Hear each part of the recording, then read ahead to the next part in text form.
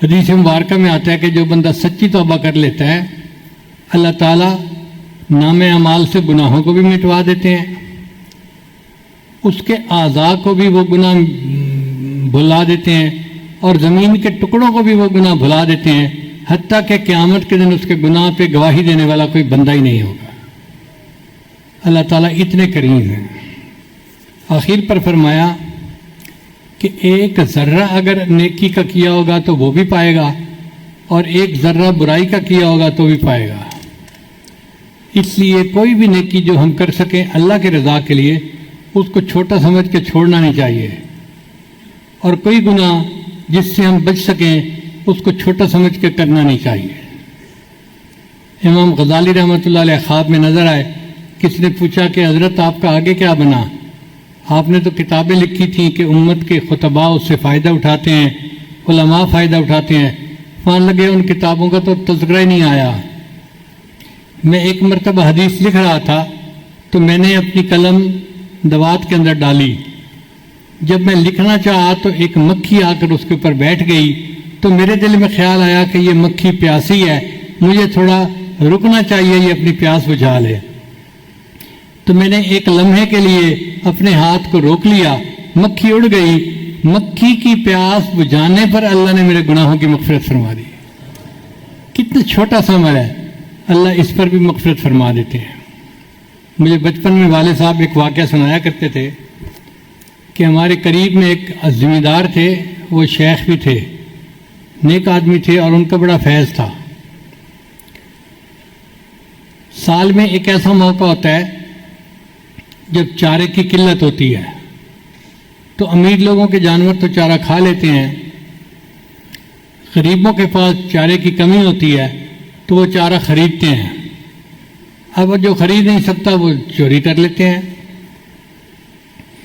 تو انہوں نے دیکھا کہ ان کا چارہ کم ہو رہا ہے، انہوں نے اعلان بھی کروایا کہ بھئی میرا چارہ ضرورت کے لیے پورا ہے تو میرا چارہ کوئی استعمال نہ کرے، مگر چارہ روز کم ہوتا جا رہا تھا۔ ایک دن انہوں نے ارادہ کیا کہ آج میں رات کو پہرا دوں گا، اور اگر کوئی بندہ اپنی بکریاں چرانے آیا تو میں اس کو پکڑ کے شرمندہ کروں گا کہ تو کیوں بے اجازت یہ کام کر رہا ہے۔ وہ ایسی جگہ بیٹھ گئے جہاں کسی کو نظر نہیں آتا تھا، مگر وہ دیکھ سکتے تھے۔ جب کافی رات ہو گئی تو کچھ بکریوں نے آ کے چرنا شروع کر دیا۔ وہ اٹھے اور انہوں نے اس بندے سے دور سے پوچھا، ارے تم کون ہو؟ تو اس کا نام احمد تھا، احمد نبی علیہ السلام کا نام ہے۔ تو انہوں نے پوچھا کون ہو؟ اس نے کہا جی احمد ہوں۔ تو نام سن کے ان کا دل خوش ہو گیا، کہنے لگے احمد ہے تو پیا چرا، اگر تو احمد ہے تو پھر چراتے رہو۔ اب یہ بات اللہ کو اتنی پسند آئی کہ وہ فرماتے ہیں اللہ نے میرے سب گناہ اس بات کرنے پر بخش دیے کہ تو نے ایک بندے کو کہا تھا احمد ہے تو پیا چرا۔ تو یہ چھوٹی چھوٹی چیزیں جو ہم بھول جاتے ہیں قیامت کے دن بخشش کا باعث بن جائے گی۔ زبیدہ خاتون ایک نیک ملکہ گزری ہے، قرآن پاک سے بہت محبت تھی۔ اس نے 300 ایسی لڑکیوں کو رکھا تھا جو حافظہ تھیں، اور گھر کی مختلف جگہوں پہ اس کو روزانہ بٹھاتی تھی اور کہتی تھی کہ ہر وقت قرآن کی تلاوت کرتے رہو تاکہ میرے گھر میں ایک کونے سے دونے کے قرآن کی آواز آتی رہے۔ پھر اس کو پتہ چلا کہ جو لوگ حج پہ جاتے ہیں تو راستے میں ان کو ایک جگہ سے گزرنا پڑتا ہے جس کا نام ہے ربو خالی، سعودی عرب کا وہ حصہ ہے، اب بھی اس کا نام ربو خالی ہے، اس وقت بھی وہاں پانی نہیں ہے۔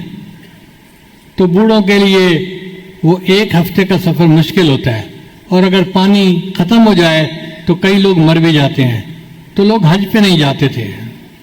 تو زبیدہ خاتون نے اپنے خاوند ہارون رشید کو کہا کہ آپ ایک نہر بنوا دیں جو دجلہ فرات سے نکلے اور میدان عرفات تک جائے۔ اس نے کہا بڑا خرچہ آئے گا، کہنے لگی فکر نہ کریں، جو میرے پاس زیورات ہیں نا میرے، میں وہ سب لگا دوں گی، اور میں نہر بنوانا چاہتی ہوں۔ خیر وہ نہر بن گئی اور لوگوں کے لیے آسانی ہو گئی، لوگ بڑے خوش۔ اب ہر بندہ سمجھتا تھا کہ زبیدہ خاتون کی بخشش تو اس نہر کی وجہ سے ہو جائے گی۔ زبیدہ خاتون کی وفات ہوئی، کسی کو خواب میں نظر آئی، اس نے پوچھا کہ ملکہ آگے کیا بنا؟ آپ نے تو بڑے کام کیے تھے، آپ کی تو بخشش ہو گئی ہوگی، آپ نے تو نہر زبیدہ بنوائی تھی، فلاں کیا تھا فلاں کیا تھا۔ اس نے کہا نہیں، ان چیزوں کا تو تذکرہ ہی نہیں آیا۔ اس نے کہا پھر کیسے ہوئی؟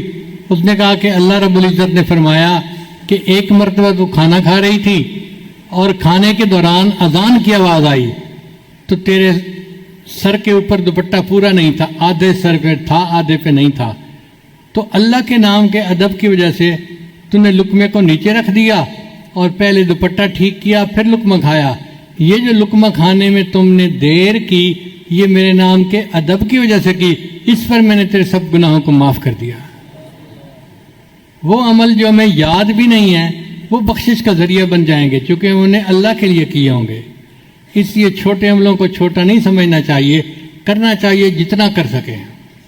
دعا ہے اللہ تعالی ہمیں نیک اعمال کی توفیق عطا فرمائے اور قیامت کے دن ہمیں سرخرو فرمائے اور اپنے محبوب صلی اللہ علیہ وسلم کے قدموں میں جگہ عطا فرمائے۔